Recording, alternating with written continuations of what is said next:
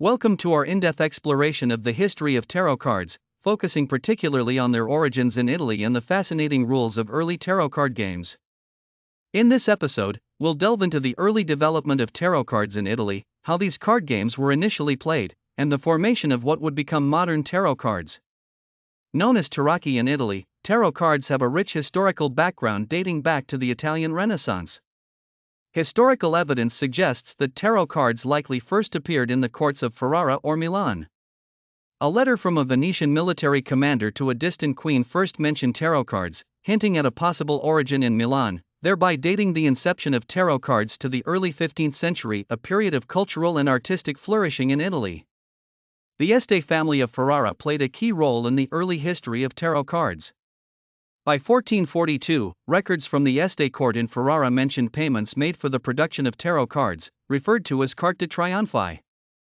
These records detailed the purchase of cards and payments to artists for their illustrations, indicating that tarot cards were not only a form of entertainment but also a medium of artistic expression.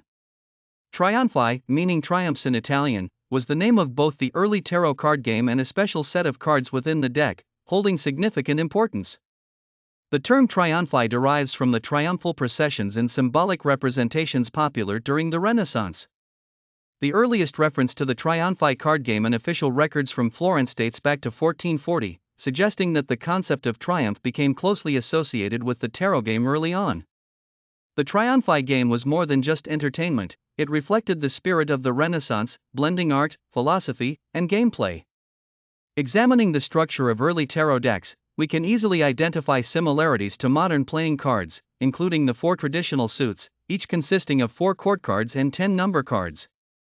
What distinguished tarot from playing cards was the 5th suit 21 Trionfi series cards.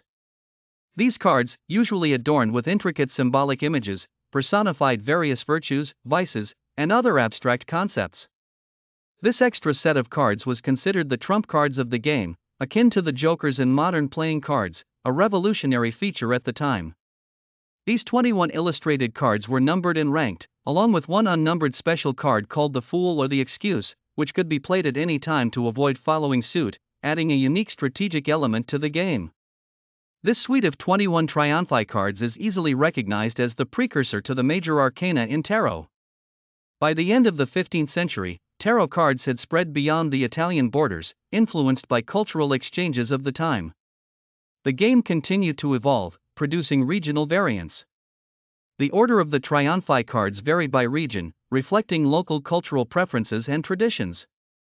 For instance, in Bologna and Florence, the highest card was the Angel, in Milan, it was the World. The addition of the Trionfi suit to tarot card games increased their complexity and excitement.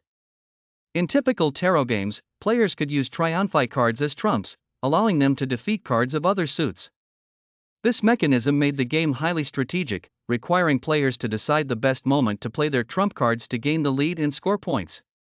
The structure of tarot supported various gameplay styles. In many games, the objective was to capture specific high-value cards, such as the Fool, the numbered 1, 20, or 21 Trionfi cards, or the 4 kings from the traditional suits, each carrying significant scoring value.